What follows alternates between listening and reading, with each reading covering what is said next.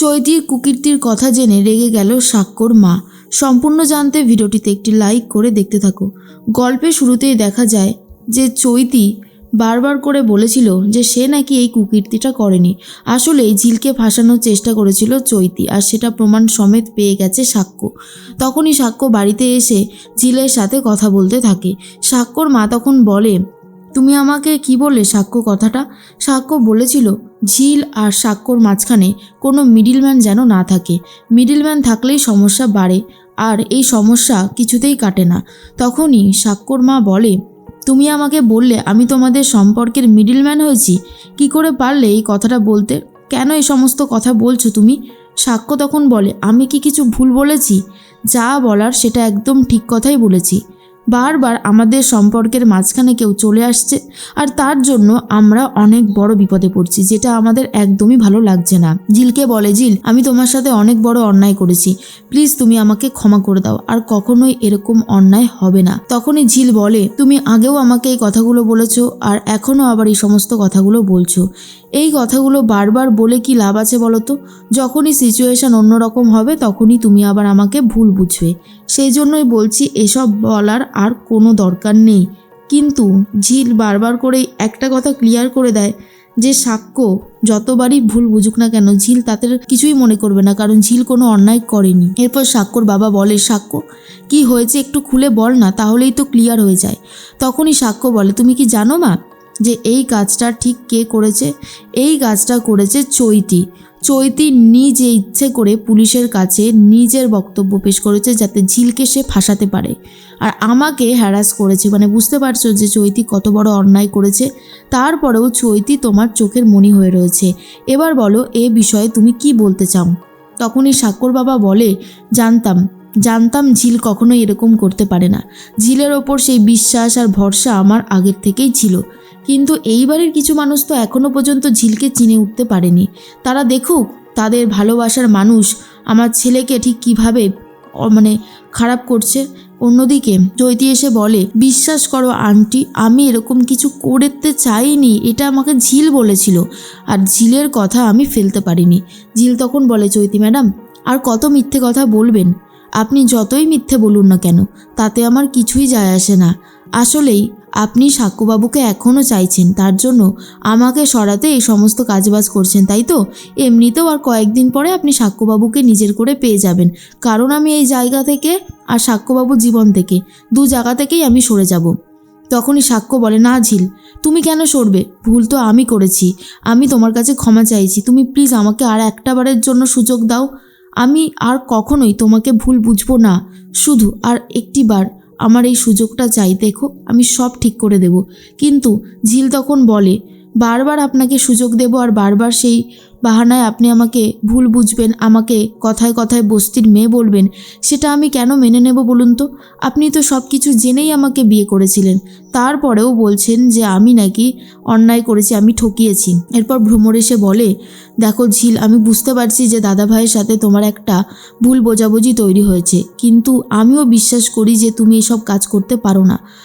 আর যে এই কাজটা করেছে সে তো সামনেই দাঁড়িয়ে আছে, কিন্তু তুমি তোমার মাথা উঁচু করে দাঁড়িয়ে আছো। যে তোমাকে ঠকিয়েছে, কষ্ট দিয়েছে না, সে ঠিক তার কুকীর্তির জবাব পাবেই। তুমি দাদাভাইকে ছেড়ে যেও না। ঠিক সেই কথাটাই সাক্ষ্যর বাবাও ঝিলকে বোঝাতে থাকে আর বলে, দেখ মা আমি তো তোকে বিশ্বাস করেছিলাম, বল তুই এইবারের মতন আমার ছেলেকে ক্ষমা করে দে, আর কখনোই ও এরকম ভুল করবে না।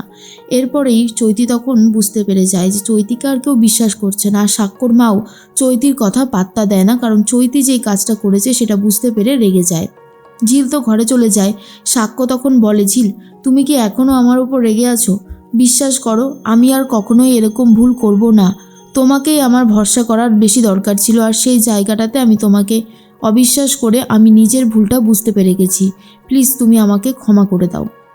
ঝিল বলে, জানো তো আমার খুব একটা কোনো কিছুতে দুঃখ লাগে না, কিন্তু যখন তুমি আমার সাথে এরকম বাজে ব্যবহার করো, আমাকে কথা শোনাও, আমার এটাই মনে হয় যে আমি তো জোর করে তোমার বাড়িতে আসতে চাইনি, তুমিই আমাকে নিয়ে এসেছিলে।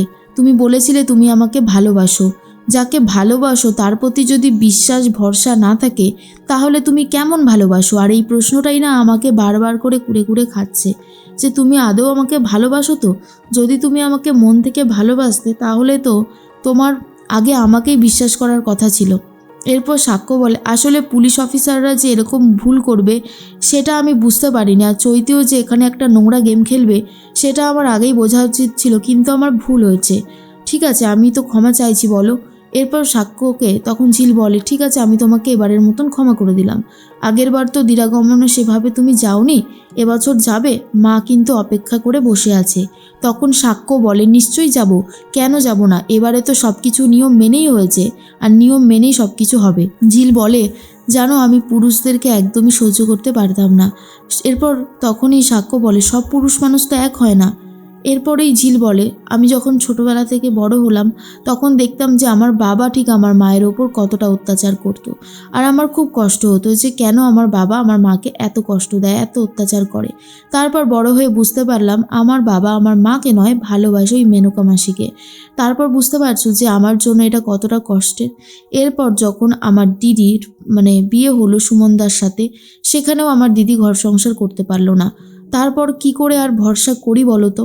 চোখের সামনে অনেক খারাপ কিছু দেখেছি, তাই খুব ভয় হয়।